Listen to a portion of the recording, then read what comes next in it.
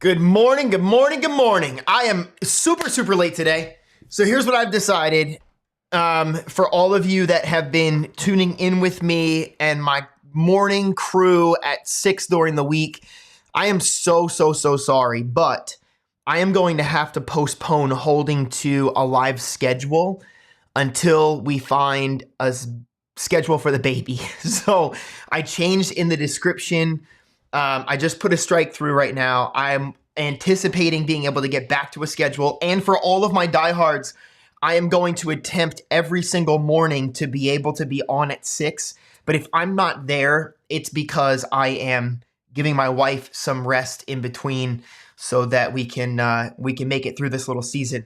Remember, our baby girl was little more than 2 weeks early. And so actually, she wasn't due until today, actually. So we got off on a really good start, and yeah, things are changing. She's growing. Everybody's healthy. We're lacking sleep, but that's to be expected. And so that was it. I just wanted to give you all an update. I'm going to leave this in for those of you that still are listening on Spotify. So if you are on Spotify and you're checking this out now, I'm going to do everything I can. I will give everyone a notification as soon as I get back onto some kind of a normal schedule, Lord willing. And if it gets to the point where it's way too inconsistent, I'm considering figuring out how to set something up in my home so that at least I can be at my house and holding the baby and still recording. So here we go. Today is day number 34. I hope that you've had time to pray. I hope that you have had time to settle your heart before the Lord. If you are tuning in now, make sure that you grab a Bible, that you're not just listening to this and then passing it off, but you're asking the Lord to give you something to take with you throughout your day today as you sort of move along. We're in a blue letter Bible reading plan. It goes through it chronologically. And our day number 34 reading is Exodus chapters 13 to 15. Exodus, especially in the beginning of it, is a very eventful, jam-packed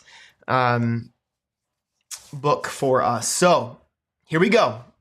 Exodus chapters 13 to 15.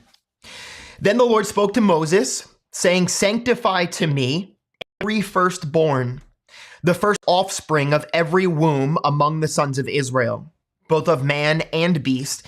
It belongs to me." Moses said to the people, "Remember this day in which you went out from Egypt, from the house of slavery. For by a powerful hand the Lord brought you out from this place, and nothing leavened shall be eaten. On this day in the month of Abib, you are about to go forth. It shall be when the Lord brings you to the land of the Canaanite, the Hittite, the Amorite, the Hivite, and the Jebusite, which he swore to your fathers to give you, a land flowing with milk and honey, that you shall observe this rite in this month. For 7 days you shall eat unleavened bread, and on the 7th day there shall be a feast to the Lord. Unleavened bread shall be eaten throughout the 7 days, and nothing leavened shall be seen among you, nor shall any leaven be seen among you in all of your borders. You shall tell your son on that day, saying, 'It is because of what the Lord did for me when I came out of Egypt.' And it shall serve as a sign to you on your hand and as a reminder on your forehead, that the law of the Lord may be in your mouth. For with a powerful hand the Lord brought you out of Egypt. Therefore you shall keep this ordinance at its appointed time from year to year. Now when the Lord brings you to the land of the Canaanite, as he swore to you and to your fathers, and gives it to you, you shall devote to the Lord the first offspring of every womb, and the first offspring of every beast that you own. The males belong to the Lord. But every first offspring of a donkey you shall redeem with a lamb. But if you do not redeem it, then you shall break its neck. And every firstborn of man among your sons you shall redeem. And it shall be, when your son asks you in the time to come, saying, 'What is this?' then you shall say to him, 'With a powerful hand the Lord brought us out of Egypt, from the house of slavery. It came about when Pharaoh was stubborn about letting us go that the Lord killed every firstborn in the land of Egypt, both the firstborn of man and the firstborn of the beast. Therefore I sacrifice to the Lord the males, the first offspring of every womb, but every firstborn of my sons I redeem. So it shall serve as a sign on your hand and as a phylacteries on your forehead.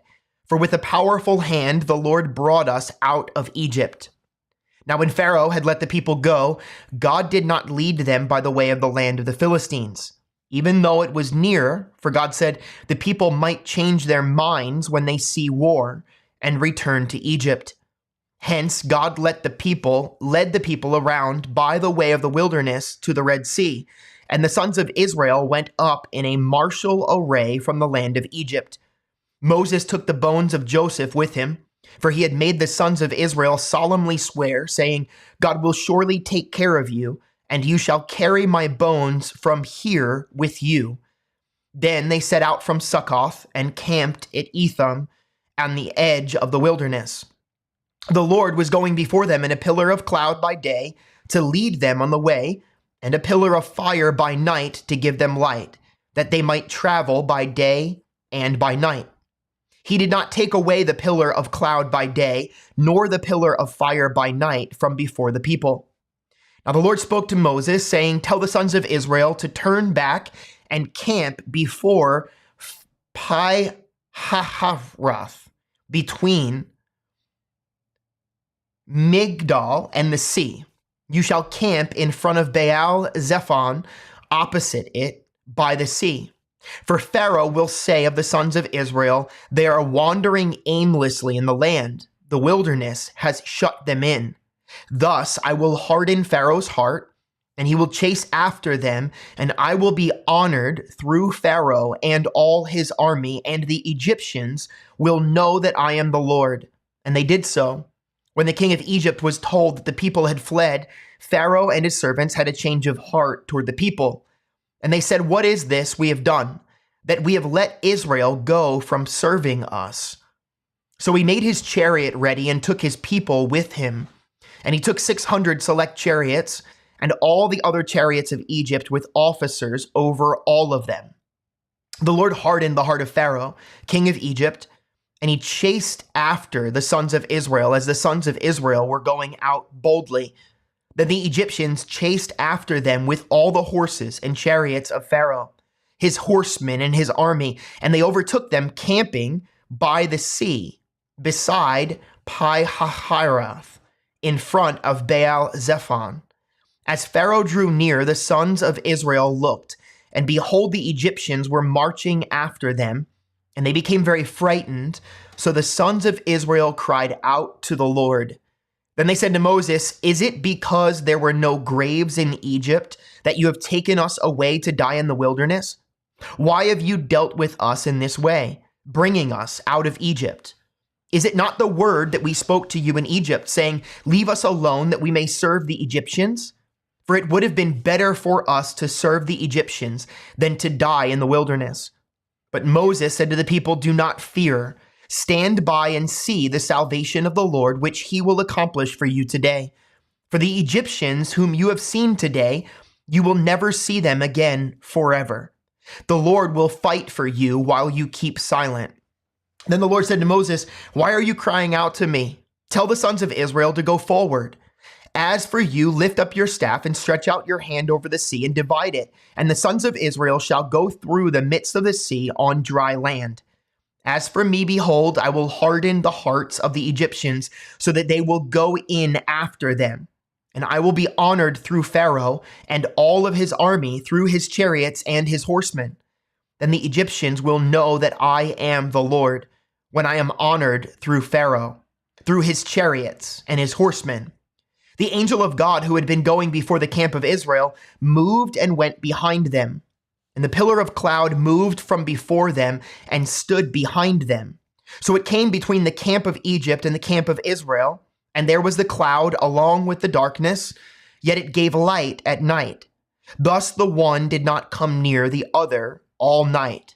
Then Moses stretched out his hand over the sea, And the Lord swept the sea back by a strong east wind all night and turned the sea into dry land.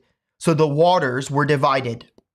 The sons of Israel went through the midst of the sea on the dry land, and the waters were like a wall to them on their right hand and on their left. Then the Egyptians took up the pursuit, and all of Pharaoh's horses, his chariots, and his horsemen went in after them into the midst of the sea. At the morning watch, the Lord looked down on the army of the Egyptians through the pillar of fire and cloud and brought the army of the Egyptians into confusion. He caused their chariot wheels to swerve, and he made them drive with difficulty. So the Egyptians said, "Let us flee from Israel, for the Lord is fighting for them against the Egyptians." Then the Lord said to Moses, "Stretch out your hand over the sea, so that the waters may come back over the Egyptians, over their chariots and their horsemen." So Moses stretched out his hand over the sea, and the sea returned to its normal state at daybreak, while the Egyptians were fleeing right into it. Then the Lord overthrew the Egyptians in the midst of the sea. The waters returned and covered the chariots and the horsemen. Even Pharaoh's entire army that had gone into the sea after them, not even one of them remained. But the sons of Israel walked on dry land through the midst of the sea, and the waters were like a wall to them on their right hand and on their left. Thus the Lord saved Israel that day from the hand of the Egyptians, and Israel saw the Egyptians dead on the seashore.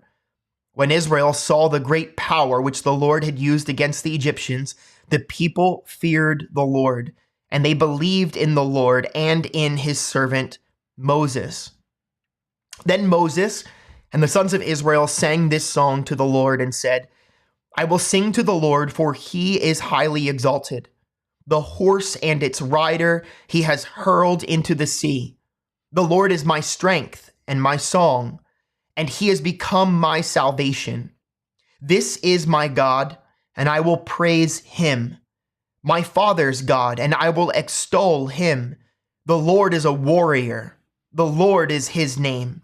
Pharaoh's chariots and his army he has cast into the sea, and the choicest of his officers are drowned in the Red Sea.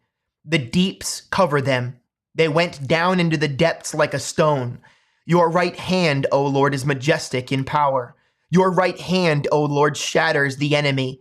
And in greatness of your excellence, you overthrow those who rise up against you.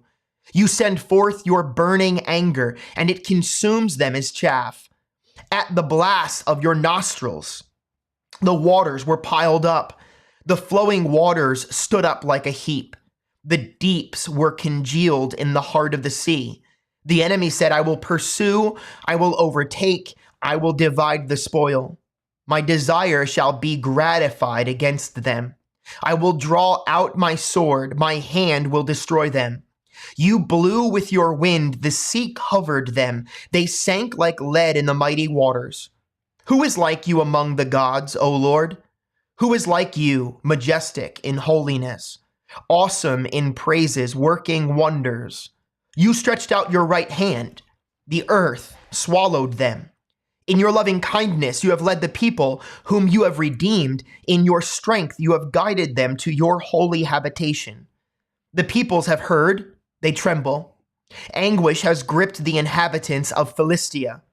Then the chiefs of Edom were dismayed. The leaders of Moab, trembling, grips them. All the inhabitants of Canaan have melted away. Terror and dread fall upon them.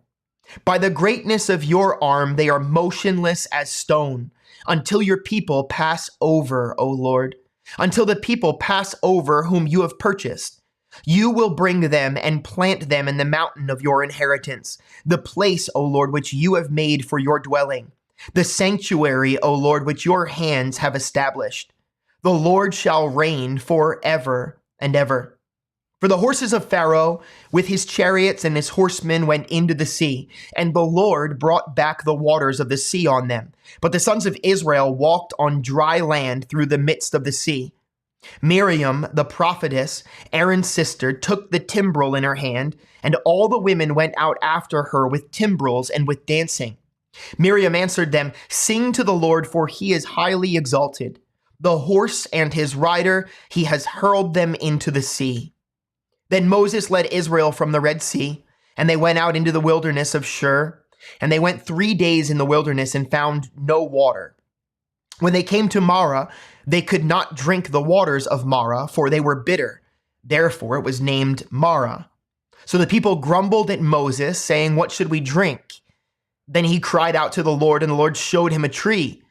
And he threw it into the waters, and the waters became sweet. There he made for them a statute and regulation, and there he tested them. And he said, "If you will give earnest heed to the voice of the Lord your God, and do what is right in his sight, and give ear to his commandments, and keep all of his statutes, I will put none of the diseases on you which I have put on the Egyptians. For I, the Lord, am your healer." Then they came to Elim, where there were 12 springs of water and 70 date palms, and they camped there beside the waters.